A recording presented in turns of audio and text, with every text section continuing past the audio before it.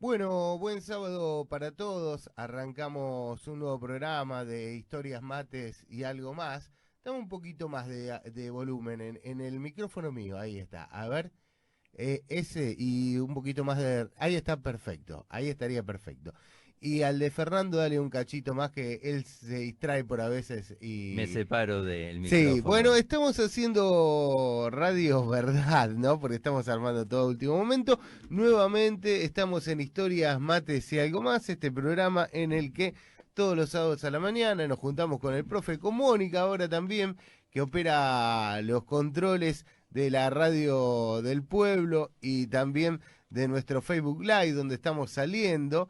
Ya nos puede ver la gente, hasta recién veía nada más que la placa, pero ahora ya nos está viendo, tomamos unos mates y hablamos de algo que nos gusta mucho, que es la historia. ¿Cómo le va, profe? ¿Cómo anda hoy? Buen día Juan, buen día Mónica, buen día a toda la audiencia de San Jerónimo Sur, en una mañana fría pero linda, con un pronóstico quizás de lluvia para la noche, escuché. Dice usted, mire, yo no voy a no tenerle fe al pronóstico ese. Espero que no. No. Bueno, como todos los días arrancamos mateando, todavía no probé esta yerba, Fernando. Hoy estamos aguantadora. ¿Ah, no Yo la le quiero, probó? no la No me probé diga, todavía, probé, muy porque popular. la probé hace mucho tiempo y no tengo un buen recuerdo de aguantadora. Bueno, Pero puede haber sido la cosecha. decidí darle una segunda chance a Aguantadora, justamente por el hecho de que el otro día tomamos Sinceridad, que me gustó mucho, Sinceridad. y es de la misma cooperativa, de Monte Carlo, provincia de Misiones.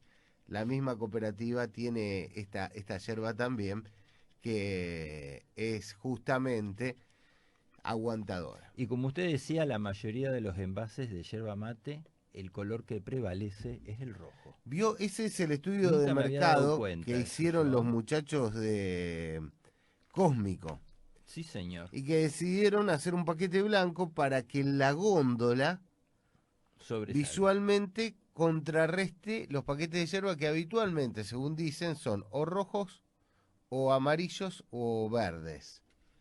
Yo creo también está Pájaro Azul, que es azul.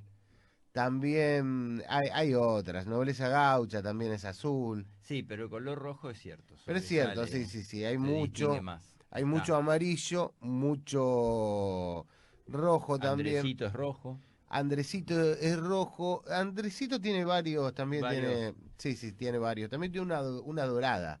Ahora, que dicen que una edición especial para mí es más o menos la misma. No tengo un buen recuerdo de que la yerba mate aguantadora, pero vamos a darle una segunda chance. Vamos a darle una segunda Vamos a ver cómo oportunidad. Así anda. que ahora en tiempo real, mm,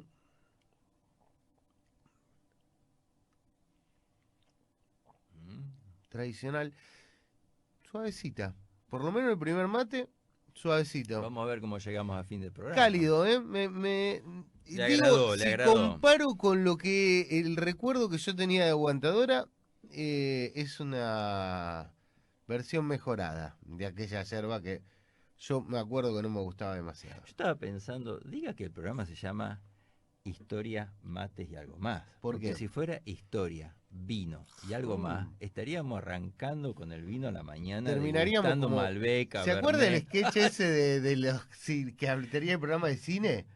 Que empezaban Sí, tomando whisky y sí. terminaban Bueno, borrachísimos. el Gato Duma era famoso en sus Bueno, programas de televisión que arrancaba con una botella y terminaba con dos botellas vacías. y ahora le voy a dar a usted para que haga lo propio también, para que también dé Vamos el a ver. veredicto. Quiero decirle que es una yerba muy Suave, suave, muy muy suave, suave, muy suave. muy suave. Para paladares delicados. Yo le voy a decir, como dice usted, un dejito astringente ahí al final, Mm, ahí. pero se deja tomar, ¿eh? Para el recuerdo que yo tenía de Aguantadora, la verdad que supera sus expectativas. Veo acá atrás que hay varios tipos, que esta es la roja, que es Ajá. la tradicional, pero que hay también una verde, Sí. una amarilla y una azul. No, la La verdad suya debe que ser sin palo, casi seguro. puede ser, Muy suave, para puede un ser. paladar delicado. de esta cooperativa, Cooperativa Monte Carlo, y tiene también dice cómo tomar un buen mate. Los paquetes de yerba cuentan cómo tomar un buen mate y te muestran la secuencia de qué es lo que hay que hacer para preparar el mate. Bueno, también tiene eso en el costadito, aguantadora. Lo cual es importante El para las packaging generaciones nuevas. es bueno, tradicional, digamos, como se usa ahora con este paquete de semiplástico. No lo veo muy Semiplastificado. biodegradable, ¿no? Semiplastificado. Eso es cierto, no lo veo muy biodegradable, pero bueno, para los fines de mantener la yerba en condiciones es bueno, Es bueno. es bueno. Le voy a dar a Moni, nuestra operadora estrella. ¿Le podemos decir Moni o le tenemos que decir doctora, otra? Ya no, ya no. Bueno, le damos a Moni para que pruebe y Es la nos mano dé que aparece su veredicto. de atrás de escena. De vez en cuando. La mano que mece la La cuna. mano que mece la cuna. Bueno, ¿de qué Muy vamos? bien. Hoy continuamos, Sí, tenemos hoy una es un programa continuidad. distinto, porque hoy hacemos la segunda parte del programa que hicimos el sábado pasado, que hablábamos de la capitulación alemana, porque Sí. estamos en el mes de mayo. Que a todo esto el mes de mayo tiene una efeméride bastante importante en nuestro país, porque por un lado tenemos toda la cuestión de la Semana de Mayo. El otro día también escuchaba que en mayo está el nacimiento de Eva Perón, Claro. una fecha muy importante para muchos en la Argentina. Hablamos del año pasado, hablamos de Eva Perón. Hablamos de ella, pero nosotros habíamos tomado la decisión de tomar un tema más internacional que también es muy importante porque es un parteaguas en lo que es la historia contemporánea del mundo. Yo le daría un poquito más de volumen a Fernando, ahí si me puede va a dar ser. más volumen, que fue El otro. la capitulación de Ahí está. Alemania, que habíamos dicho que era bastante particular porque no hay una sola fecha, ¿sí? Y lo lindo es que los periódicos de la República Argentina, el periódico El Litoral, ¿sí?, lo reflejan claramente y reflejan esa dualidad, porque por un lado, ¿sí?, la primera fecha de capitulación es el día 7 de mayo, ¿sí?, en donde se firma en Reims, habíamos dicho, en una localidad francesa, que era la sede del alto mando del general Eisenhower, del mando aliado, que la firma el general alemán Holz, pero cuando se entera, obviamente, Stalin, ¿sí?, el líder Joseph Stalin, el líder ruso, pone el grito en el cielo y dice, no señor, dice, yo quiero que la capitulación alemana se firme, ¿sí?, en Berlín, que era el territorio ocupado alemán por las tropas soviéticas, y eso también lo refleja después el diario El Litoral, en su portada entre el 8 y el 9 de mayo, y se firma prácticamente a medianoche. Por eso, para los aliados o el sector occidental, el día de la victoria es el 8 de mayo, y como se firmó a medianoche, ya en Rusia era el 9 de mayo, y para lo que era la Unión de Repúblicas Socialistas Soviéticas, hoy Rusia, el día de la victoria es el 9 de mayo. Tengo que hacer una postilla, Fernando, para decir que tenemos este material gracias a la Hemeroteca Digital de la provincia, que ha hecho un trabajo fantástico. Fantástico, fantástico. Esto es muy importante. El valor que tienen las hemerotecas nacionales, la provincial, la que está en Rosario también, ¿sí?, que es la guarda de los periódicos de la época, que realmente es un testimonio y es una fuente de primer orden. Nosotros en historia lo calificamos como una fuente de primera línea, porque realmente refleja desde el punto de vista periodístico, que en su momento era la única fuente de difusión junto con la radio, pero sobre todo la prensa papel, te permitía conocer lo que estaba pasando al otro lado del mundo. Entonces nosotros, a través de lo que este diario tan importante de Santa Fe del Litoral, nos enteramos, ¿sí?, por un lado, ¿sí?, de la primera firma, ¿sí?, con el discurso de Churchill, con el discurso de Truman, donde en el día de figura en Reims se firma la capitulación. O sea, como que los habían corrido de la escena los rusos. Los habían corrido de la escena de los rusos, en realidad. La capitulación que se firma en Francia, en Reims, Eisenhower tiene como objetivo el alto al fuego. Nada más. El alto al fuego. Fue una cuestión más bien... Paremos esto y después vemos Exactamente. Pero por el otro lado, Alemania en ese momento, Hitler se había suicidado, había pasado el mando al almirante Hall.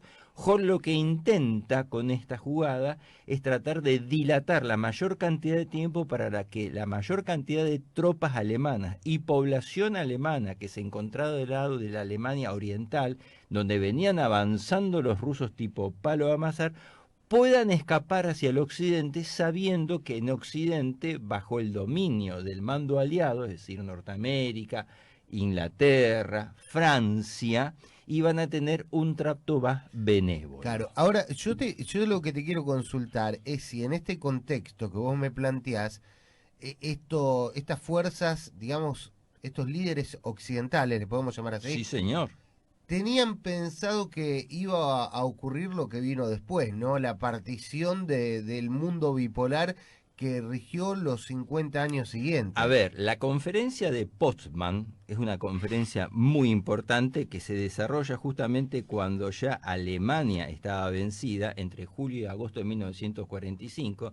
En esa conferencia, esto lo habíamos hablado un poquito la semana pasada y creo que lo podemos ir viendo en el mapa, ya las potencias aliadas, ¿sí? Vuelvo a repetir, Norteamérica, Rusia, Inglaterra, Francia también se sumaba, habían definido qué iba a pasar con la Europa que había estado ocupada por el Tercer Reich, que es la partición. Y sobre todo habían definido qué se iba a hacer con Alemania. Y Alemania queda establecida, dividida en 4 sectores, uno para cada grupo aliado. Pero no solamente Alemania, sino que se iba a dividir la ciudad de Berlín en 4 sectores.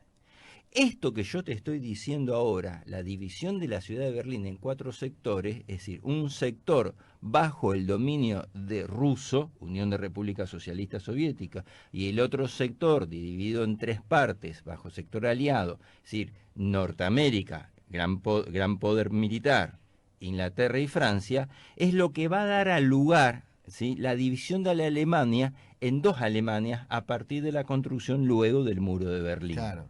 Y a partir de ahí, nosotros vamos a tener una Europa, y está en un mapita que creo lo vamos a ver, que es la Europa de la Guerra Fría, que es la Europa que queda, por un lado, el enorme bloque soviético, ¿sí?, con las naciones que habían quedado bajo el dominio soviético, ¿sí?, a partir de la estrategia magistral y muy ladina, podríamos decir, de Joseph Stalin, porque Rusia no solamente recupera su territorio, ocupa parte prácticamente toda Polonia, queda bajo el mandato de la Unión de Repúblicas Socialistas Soviéticas. La mitad de Alemania pasa a ser la Alemania democrática, entre comillas. Sí.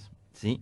Y va a tener un control de países satélites de Bulgaria, Rumania, Checoslovaquia, Polonia, Ucrania, Albania, o sea, realmente, y lo vemos en el mapa, también. Hungría, vemos en el mapa cómo se va a conformar esa Europa de la Guerra Fría en los 2 grandes bloques, ¿sí? El bloque soviético, que va a tener un pacto militar, de defensa militar, que se llamaba el Pacto de Varsovia, y en contraposición, un bloque occidental, en que está en el mapa de color azul, que va a tener un pacto de defensa, que es la OTAN, la Organización del Tratado de Atlántico Norte, muy hablada últimamente en función de la operación especial que hizo Putin sobre Ucrania.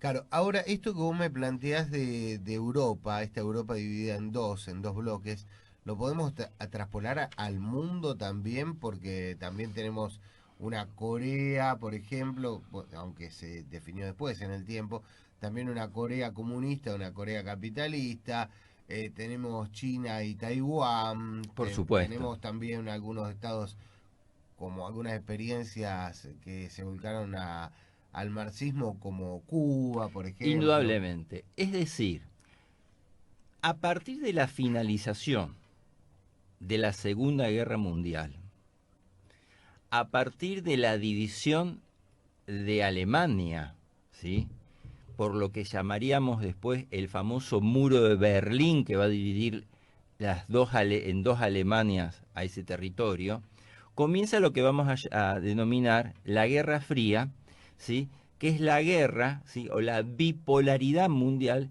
de las 2 grandes potencias ganadoras, potencias atómicas, que por un lado va a ser Rusia, Unión de Repúblicas Socialistas Soviéticas, con todo ese bloque de países que mencionamos, y del otro lado los países occidentales capitalistas, o sea, comunismo de un lado, capitalismo del otro lado. Y ese famoso muro de Berlín, del cual nosotros por ahí alguna imagen tenemos, ese vergonzoso muro de Berlín, es la representación gráfica de la bipolaridad de los dos grandes sistemas económicos en donde el mundo se va a estar, ¿sí?, debatiendo. O sea, en donde obviamente los dos sistemas económicos van a rivalizar permanentemente. No te contradigo, pero quiero que te explayes un poquito más. ¿Por qué le pones ese adjetivo al muro de Berlín? Ese adjetivo negativo que usás para definirlo. Porque no hubo una división más artificial, ¿sí?, ni vergonzosa que dividir una ciudad en dos, que fue lo que se hizo con la ciudad de Berlín, ¿sí?, que fue el gran error estratégico, político y geopolítico que yo creo que tuvieron los aliados en la guerra, ¿sí? Y acá hay toda una discusión muy grande, porque, o sea, la división de la ciudad de Berlín implicó también la división de toda Alemania y la división de esa famosa cortina de hierro que se habló, en donde se dividió Europa en los dos bandos antagónicos, porque los aliados cometieron errores muy graves a permitir a través de las conferencias de Potsdam el avance del bloque soviético. Sí, porque recordemos una cosa, que en los países del bloque soviético, más allá de ciertos beneficios económicos mundiales generales, que podríamos decir, y habría que analizarlo, no eran países con sistemas democráticos de elecciones libres como nosotros los podemos conocer. Eran democracias bastante encubiertas de partido único. Sí, bueno, llamarle democracia también es una forma, si se quiere, caritativa, ¿no? Caritativa. Y acá hay todo un tema, porque esto que yo te estoy diciendo ahora, en su momento, hubo un general norteamericano de 4 estrellas, muy famoso en su época por su carácter. ¿Qué quiere decir de 4 estrellas? 4 estrellas es el nivel, o sea, en el ejército norteamericano vos tenés generales que de acuerdo a la cantidad de estrellas es la categoría y poder de mando. Como Una los estrella, hoteles. 2 estrellas, 4 estrellas.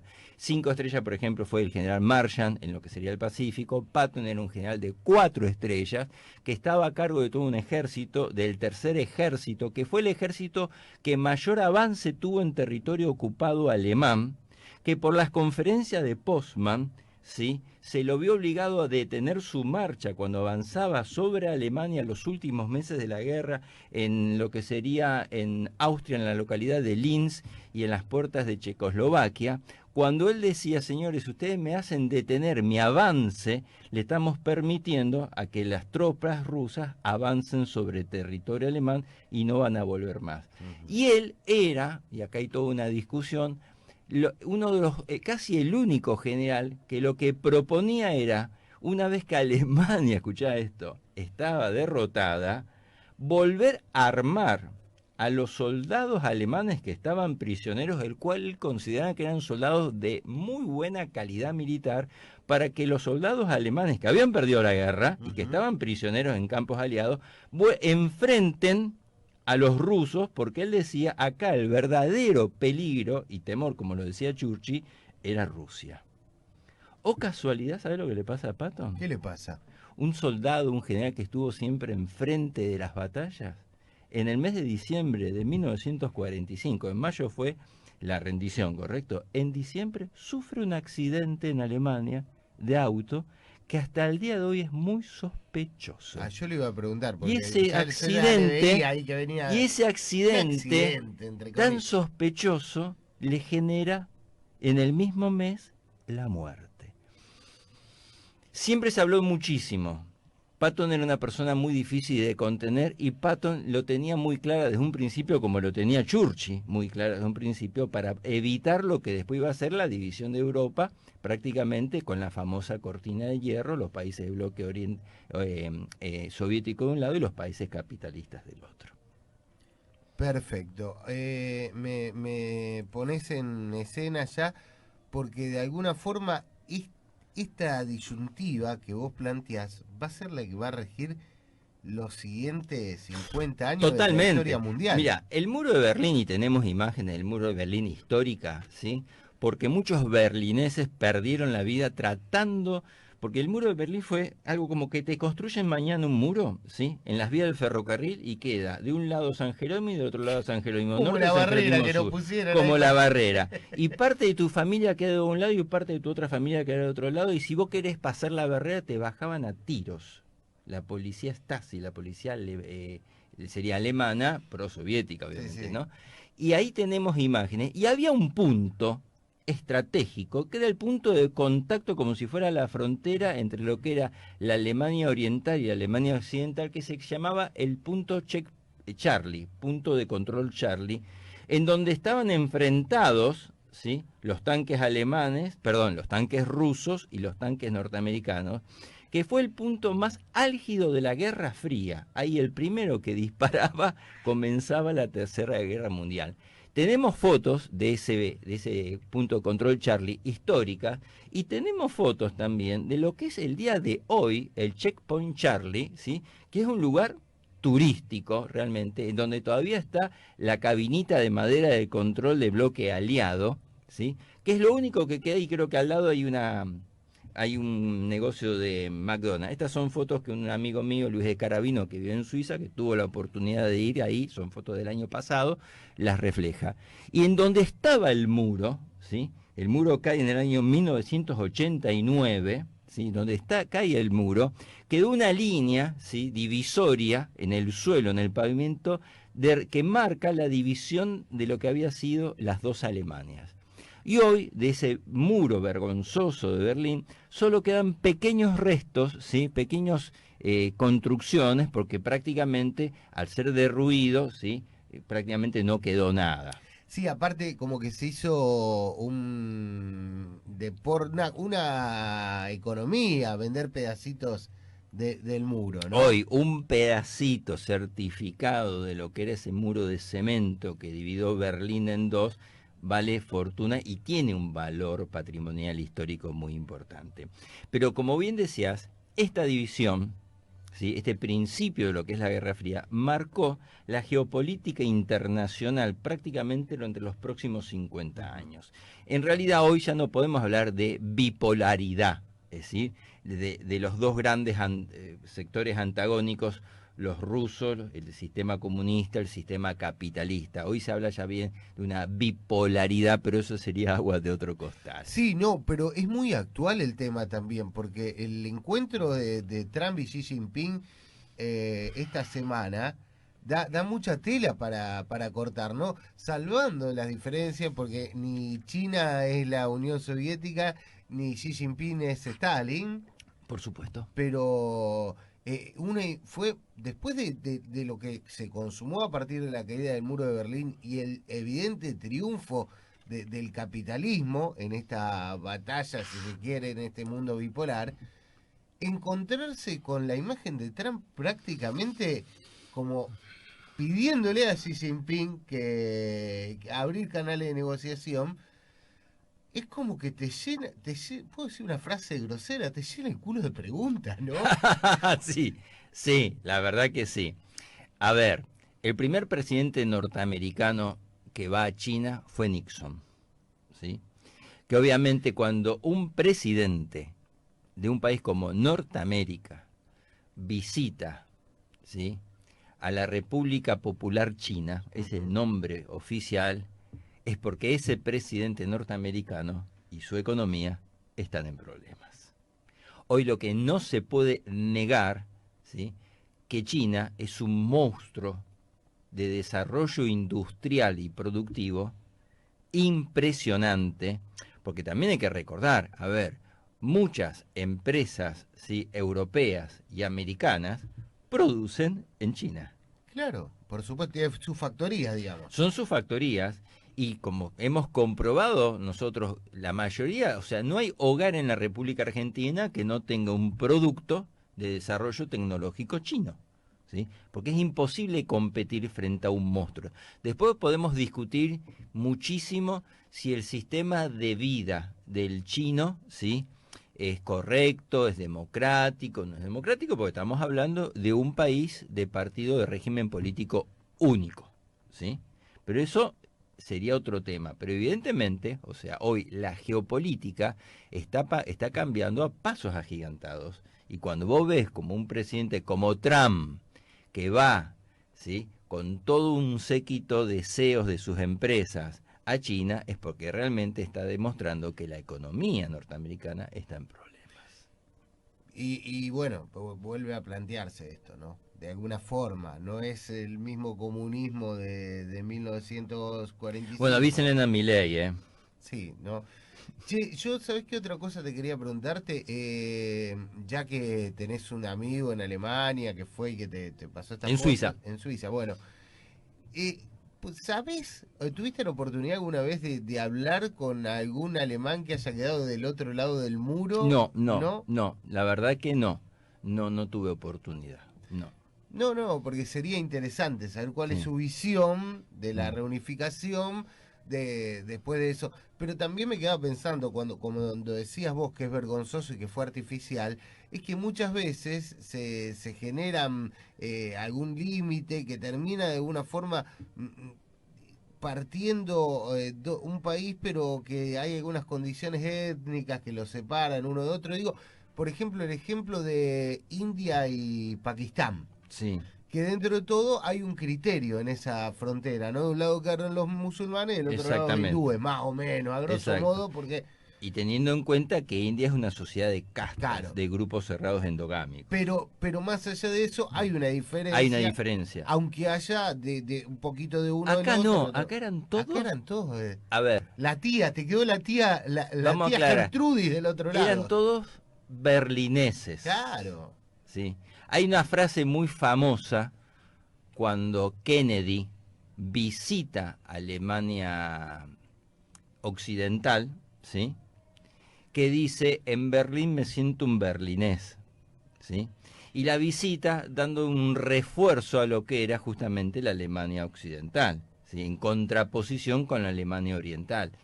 Eh, Fue algo terrible porque la división de una ciudad es como decir, dejan de un día para el otro el edificio cortado por la mitad, las plazas cortadas por la mitad, las calles cortadas por la mitad, que al principio algunos berlineses podían escapar, pero después eran realmente berlinés, que podía ser, o sea, que era identificado porque había un sector amurallado, como se ve en las películas, con alambres de púa, con francotiradores, te mataban. Y al día de hoy están las cruces en los lugares donde muchos berlineses trataron de escapar del Berlín de la República Federal Vos conocí una chica, Democrática. yo de la DDR, Sí, señor. nacida en la DDR y después de la unificación, que ella decía que su familia tenía contacto epistolar con la familia que había quedado del otro lado del muro. Ujú.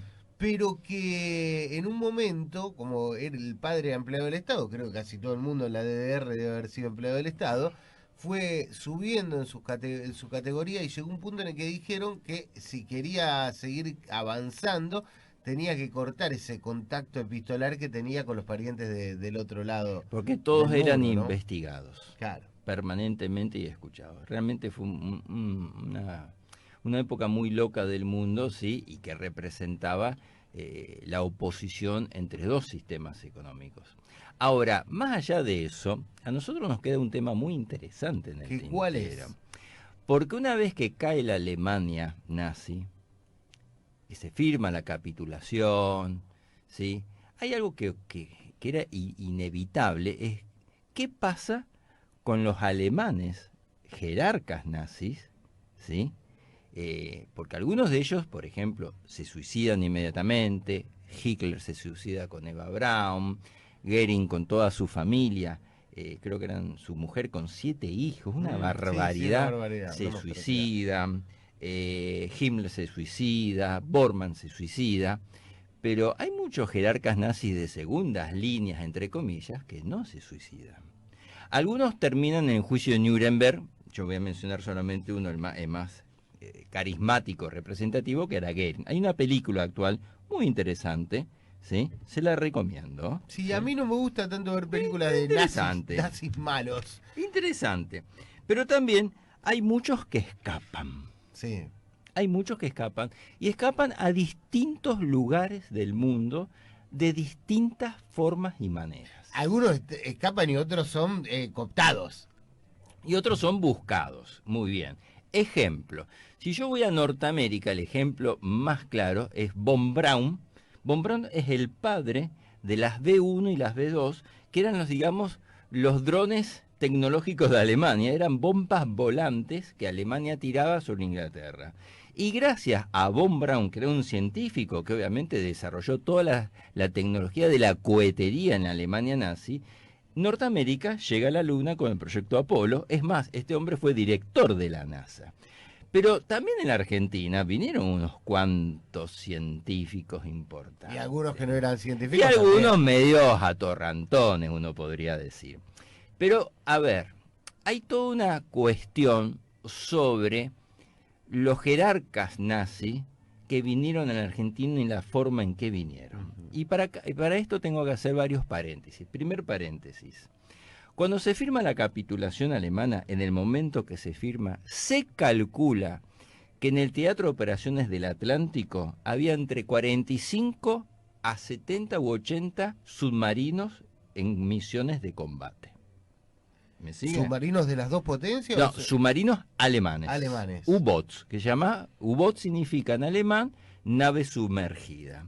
Esos submarinos, cuando reciben por radio en clave la noticia de la capitulación, tenían orden inmediata de presentarse al primer puerto aliado de Europa y entregarse.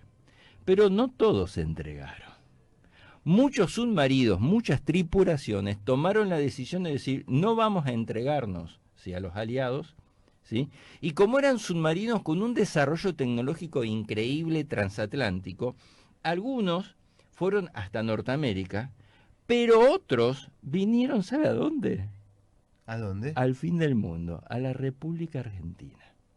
Y hay dos casos perfectos, 12 documentados, y se calcula de muchos más, de submarinos alemanes que frente a la capitulación tomaron la decisión, ¿sí?, de entregarse en la República Argentina, y nosotros lo tenemos por ahí. Uno de ellos, quizás uno de los más, en que se llamaba el U-530, y hay registro fotográfico de eso. El U-530 era un submarino de alemán, cuyo capitán se llamaba Otto Bermuth. ¿Sabe cuántos años tenía? ¿Cuántos? 24 años. Un pibe. Un pibe. Y toda la tripulación no superaba casi los 30 años, ¿sí? Este capitán tomó la decisión en el trayecto, ¿sí?, de entregarse a las autoridades argentinas en el puerto de Mar del Plata.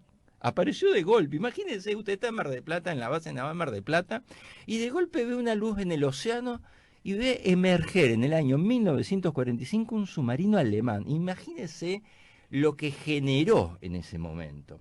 El capitán había tomado la decisión en el trayecto de tirar a la mar todo su armamento, y de tirar a la mar su bitácora, que era donde estaba documentado, y entregarse pacíficamente a las autoridades argentinas. Mucha de esa tripulación, obviamente, fueron tomados como corresponde por las leyes internacionales, fueron tomados detenidos en lo que sería la base de Mar del Plata, interrogados, vino personal del comando aliado especialmente para interrogarlos, y siempre ellos recordaron el buen trato que tuvieron de las autoridades argentinas, ¿sí? Es más, Bermuth, si no me equivoco, se va a casar después con una argentina descendiente de alemanes, y ya en sus últimos años de la vida regresa a Alemania para morir en Alemania, y la nave, ¿sí?, es decomisada y llevada a Norteamérica, porque estas naves realmente tenían un desarrollo tecnológico muy importante. Esto que yo te estoy diciendo comienza a generar un montón de suspicacias, porque mucha gente dice, che, ¿y en esos submarinos no habrá venido alguien más que no sea solamente su tripulación? Y algunos dicen, che, ¿y en esos submarinos, te mencioné uno, ahora te voy a mencionar el segundo, ¿no habrán traído alguna otra cosa más? Porque siempre se habló del famoso oro nazi que fue producido por la expropiación de las grandes fortunas de familias europeas, muchas de ellas de descendencia hebrea. ¿No lo habrán traído y no estará en Argentina? Estas son todas especulaciones que en su momento, hasta el día de hoy, están abiertas, hacen eco, pero no hay ninguna fuente documental. La fuente documental, y lo registran también los diarios de la época, ¿sí? En sus portadas, ahí tenemos La Capital, por ejemplo. De Mar del Plata, ¿no? Sí, la capital de Mar del Plata, donde refleja claramente el arribo de esa nave, ¿sí? Ahí lo dice, el submarino alemán U-530 se entrega a las autoridades de la base naval de Mar del Plata. Esto conmocionó a todo el mundo porque dijeron, che, así como un submarino alemán llega a las costas de Argentina, ese submarino puede llegar a las costas de cualquier país del mundo. Y no fue el único, porque el 17 de agosto de 1945, arriba también a las costas de Mar del Plata, a la base naval de Mar del Plata, un segundo submarino que se llamaba el U-977, que venía desde Noruega. No tenemos imagen de este submarino, ¿sí? Este submarino, cuyo capitán era Hans Schäfer, 25 años, También. arriba al puerto de Mar del Plata, con todo su armamento completo y se entrega a las autoridades navales, ¿sí? Entonces, a partir de estos dos hechos, que están perfectamente documentados, se comienza a hacer todo un relato en donde aparentemente en nuestras costas patagónicas, estamos hablando de Quequén, en Necochea, estamos hablando de Caleta del Oro, Río Negro, estamos hablando de Camarones, en Chubut, ¿sí? Aparentemente hay restos de naufragios de submarinos alemanes que han llegado, ¿sí?, a las costas de nuestro país, de la Patagonia, que no se han entregado a las autoridades navales argentinas y que por lo tanto, ¿sí?, su tripulación, ¿sí?, se ha insertado dentro de lo que es la población argentina.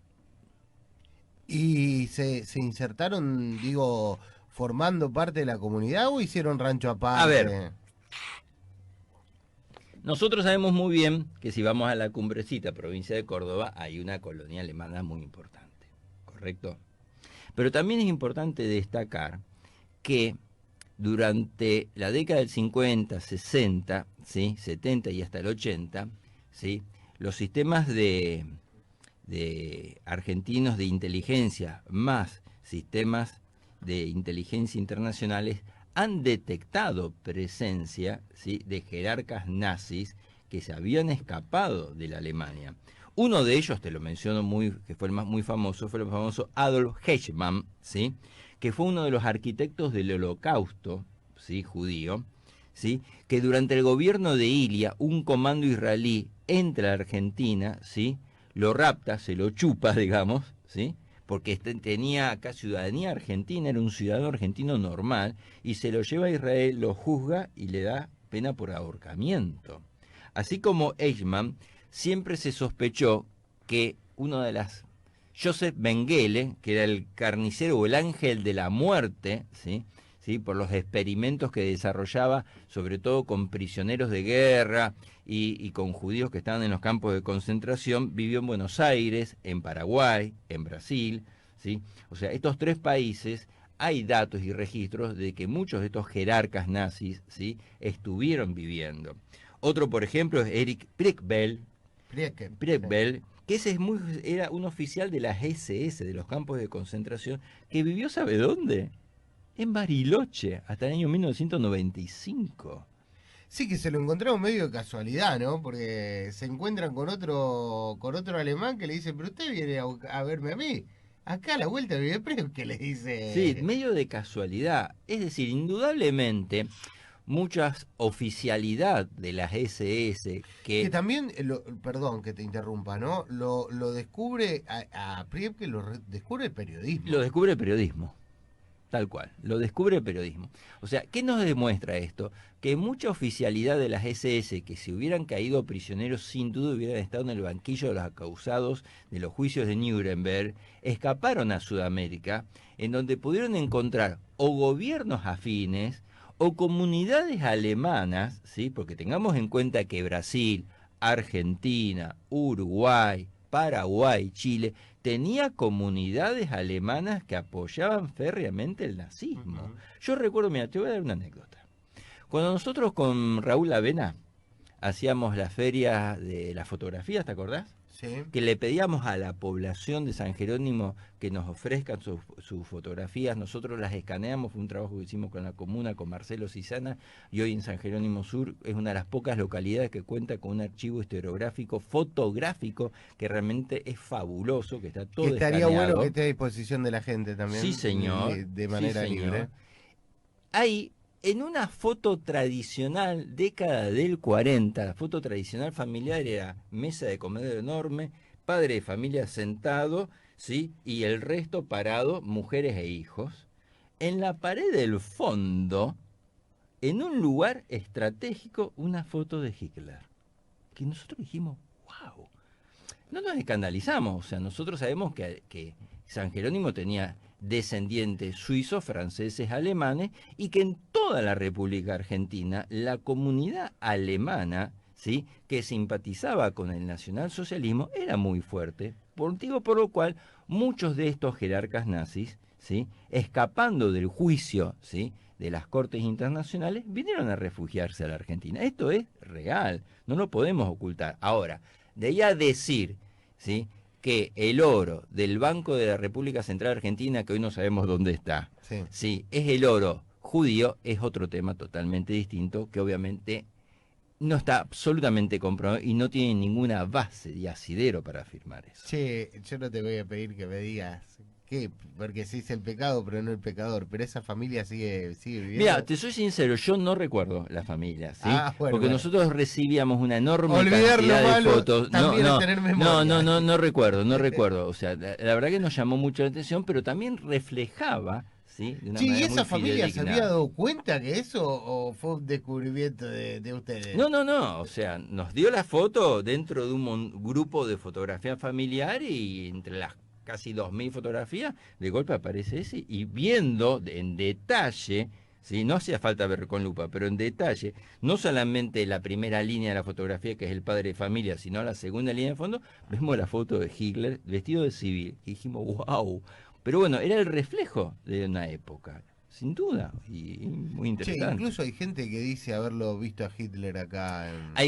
Ahí sí, acá... No, acá en San Jerónimo no, acá en no, por Dios. Argentina. En Brasil, a ver, son todas Como Yabrán, digamos. especulaciones. Lo que no podemos negar que en el territorio de Sudamérica, y te menciono Brasil, Uruguay, Paraguay, Argentina, Chile, indudablemente fue el centro de cobija, ¿sí?, o de refugio o de escape de muchos de estos jerarcas nazis, oficiales de las SS, que si hubieran quedado prisioneros hubieran estado sin duda frente al banquillo de acusado y hubieran terminado posiblemente en una pena de muerte. Eso no lo podemos negar, es una realidad. Es más, te menciono otro, por ejemplo, Edward Rochman, el carnicero de Riga, que estuvo entre Paraguay y Argentina, otro que llamaba Gerard Bournet, que era el desarrollador del programa T4, que era el desarrollo del programa de la eutanasia, ¿sí?, sobre chicos discapacitados o enfermos terminales que Alemania desarrolló de una manera cruel, terrible. O sea, han venido muchos. También llegaron, y ahí me voy a otro tema, científicos y pseudocientíficos, ¿sí? En la época de gobierno de Perón, nosotros en la Argentina recibimos un científico llamado Ronald Richter. Richter era un físico austríaco que había trabajado a favor de la Alemania nazi, ¿sí?, y que había desarrollado los procesos de fusión nuclear controlada, o sea, que es la base del reactor nuclear. El gobierno de Perón, ¿sí?, lo recibe a este científico y a partir de este científico se desarrolla un proyecto en Bariloche, que es el famoso proyecto de la isla Huemul. Tenemos una imagen muy bonita de lo que sería esa geografía, en donde la idea era lograr una fusión controlada, es decir, un reactor atómico. Se le asignan fondos, ¿sí? El proyecto era muy secreto porque iba a permitir que Argentina fuera el primer país de Sudamérica con desarrollo atómico con fines pacíficos, ¿sí? Pero aparentemente este tipo era un Un charlatán, chanta. era un chanta, y otros científicos argentinos de primer nivel como Balseiro, ¿te suena Sí, Balseiro? del instituto. Exacto, comienzan a decir, miren, este tipo es un atorrante, este tipo tiene una teoría que no puede aplicar. Pero a partir de este intento del gobierno de Perón de poder desarrollar capacidad nuclear atómica con fines pacíficos en la Argentina, ¿sí? Surge, es más, están los edificios del proyecto Huemul en la isla Huemul, o sea que realmente existió, pero a partir de esto, que fue un fiasco, surge el Centro Atómico Bariloche, el Instituto Balseiro, uno de los institutos más avanzados de ingeniería atómica de Sudamérica, el INVAD, Instituto de Desarrollo, ¿sí? Y la Comisión Nacional de Energía Atómica Argentina. O sea, a partir de esto que fue un fiasco, Argentina, ¿sí?, toma la delantera en materia de desarrollo científico nuclear. O sea, si bien hay que reconocer que Ronald Ritchie, ¿sí?, lo que vino acá fue vender fruta y aprovechó a comerse un par de asados. Más allá de esto, no fue el único científico o desarrollo tecnológico que Argentina captó como hizo Norteamérica con Von Braun, porque tenemos que mencionar a alguien muy importante que llamaba Kurt Tank. Kurt Tank, Tank. T-A-N-K. ¿Quién era? Era un ingeniero aeronáutico, uno de los principales ingenieros aeronáuticos, uno de los principales desarrolladores de los más importantes cazas alemanes, y que fue quien trajo acá el desarrollo del primer avión a reacción de Sudamérica. En realidad, vamos a hacer aclaración, estamos hablando del Pulqui 2. El Pulqui 1, ¿sí?, que solamente se conoce con de la denominación IA, Industria Argentina 27, fue desarrollado por un francés que también fue colaborador, ¿sí?, de la Alemania nazi, que se llamaba Émile de Wantim, ¿sí? Pero eso fue solamente el primer proyecto. El Pulqui 2, de que se hicieron 5 prototipos y lo tenemos en imagen, que tuvo la capacidad de volar, fue el desarrollado por Kurt Tank, este ingeniero alemán que coloca a la Argentina como el primer país de América en tener un avión a reacción. El Pulqui, que en su nombre 2. no tiene nada que ver con la Alemania nazi, ¿no? No tiene nada que ver con la Alemania nazi. Hubo 5 prototipos, era un avión muy difícil de volar, ¿sí?, por su tecnología, pero voló. Pero lamentablemente este proyecto, que era poder seguir desarrollando lo que es el vuelo a reacción, no el vuelo a pistón, el vuelo a pistón es de la hélice, el vuelo a reacción, que ya la Alemania nazi en los últimos meses de la guerra había desarrollado cazas a reacción espléndidos, cae en 1955 con la famosa Revolución Fusiladora. Perdón, Revolución Libertadora. Siempre me confundo de los dos. Sí. ¿Sí? Cae y queda obsoleto. Dicen que muchos de los planos, esto es una especulación, de este Pulqui 2, que fue el primer avión de reacción de prácticamente América, termina después, esto no es muy difícil de ver si tiene consistencia, como el famoso MiG rusos, el MiG-5 ruso. Las similitudes entre los dos aviones es bastante parecida. La cuestión que, bueno, a partir de la revolución del 55, este proyecto queda inconcluso, se cae y los planos desaparecen.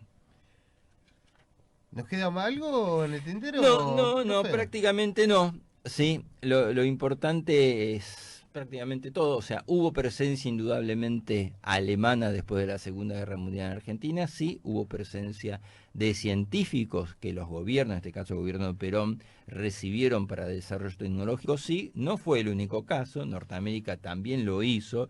Rusia también lo hizo. O sea, en el momento de la capitulación, los países aliados fueron a la caza y a la pesca de los cerebros científicos de la Alemania nazi.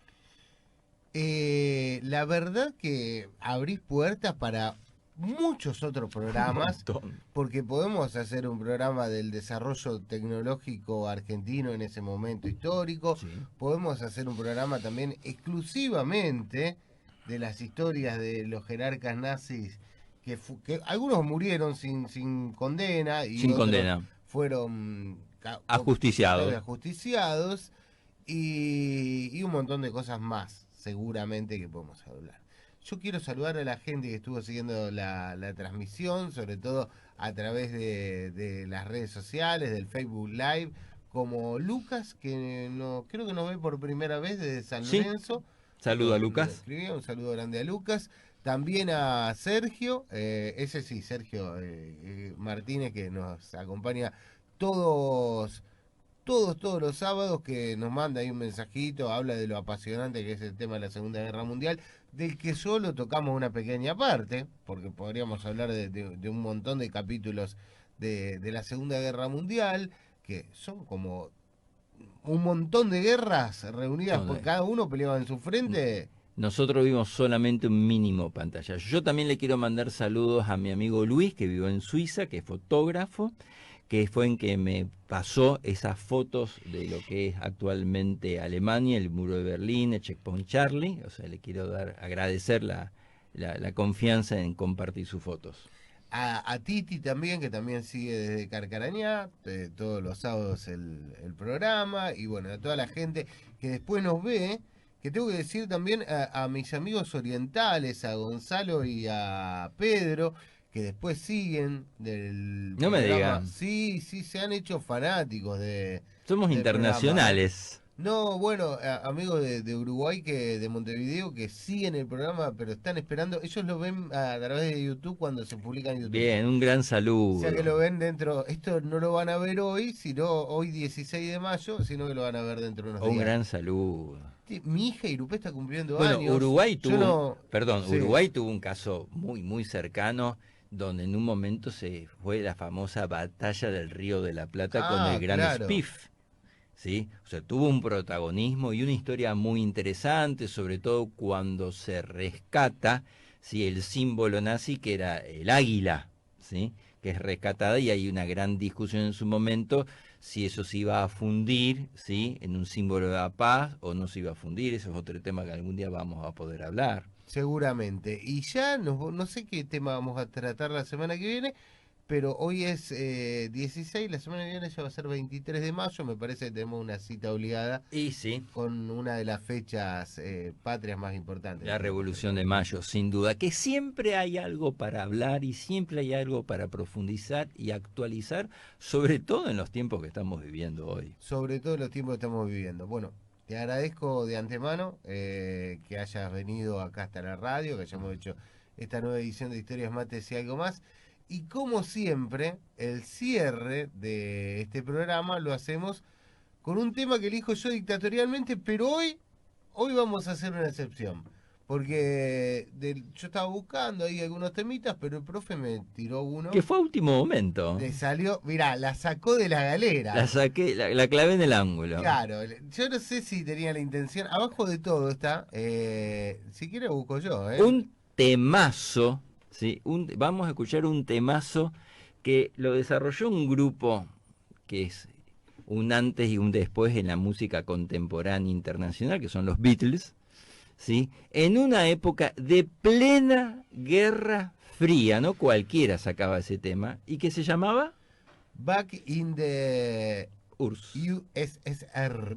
No sé Exacto. si. De regreso de la URSS. Bueno, ¿lo escuchamos a los Beatles entonces? Le subimos, sí, ahí hasta la mitad más o menos. Y ahí está.